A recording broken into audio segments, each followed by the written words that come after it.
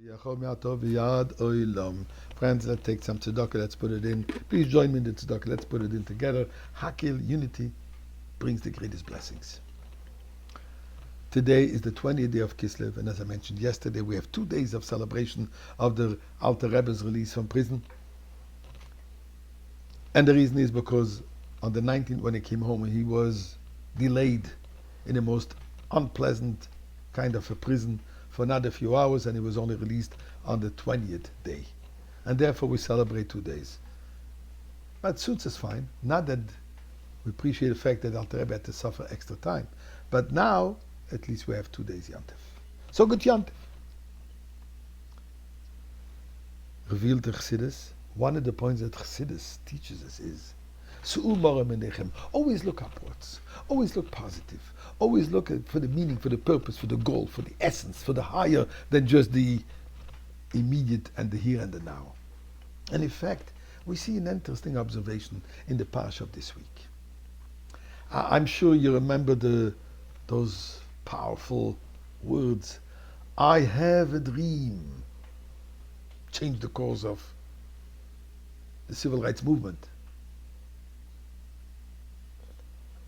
I would like to guess that he was inspired, that Martin Luther King was inspired of the Torah stories of dreams, because we have quite a few of them. Starting with Yaakov Avinu, where he dreamt about the ladder that is planted in the earth going upwards, and the angels going upwards. And that's where he saw his mission of ascending up on high and bringing the divine into this world. But in the parsha of this week, we have 2 dreams, where Yosef is sharing with his brothers the dreams that he had, which they did not appreciate, to say the least. And what's the story? Where Yosef says to his brother, please listen to what I had dreamt.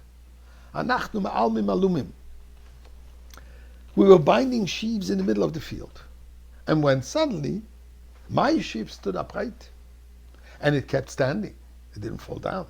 And then your sheaves gathered around me and threw themselves, bowed to my sheaf. Now, as I said, they didn't like that. But then he comes with a follow-up, a sequel, but of a different kind. What did he dream now? Shemesh vayoreach v'achadas kochav. The sun and the moon and 11th stars. All of them are actually bowing, throwing themselves to me. I'm standing and they all bow to me. I don't want to go into now the meaning of those dreams, etc., etc. I just want to focus on the dream itself.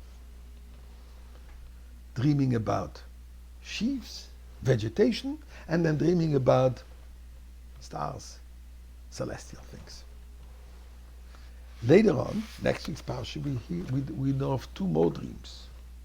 Paroi, King Pharaoh also dreams. What does he dream? And as he relates it to Yosef, I'm standing at the water of the Nile, and then suddenly I see 7 well-built, nice-looking cows coming out from the Nile. And they pastured in the marshland. Then suddenly 7 other cows, sickly-looking, weak, ugly-looking. He says, I've never seen such bad-looking cows. But what happened then, those 7 cows swallowed the fat cows. And you know what? They didn't gain weight. You couldn't even see that they swallowed this good juicy steak. Something we would enjoy, right? And then he says a second dream.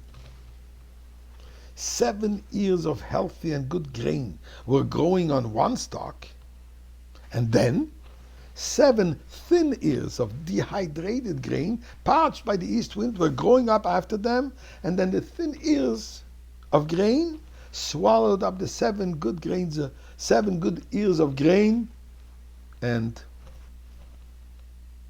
can't see any difference. And he asks Yosef, what does it mean? As again, I don't want to deal now with interpretation, but look at the 2 dreams. We know we have mineral, vegetation, animal, human, going from lower to higher.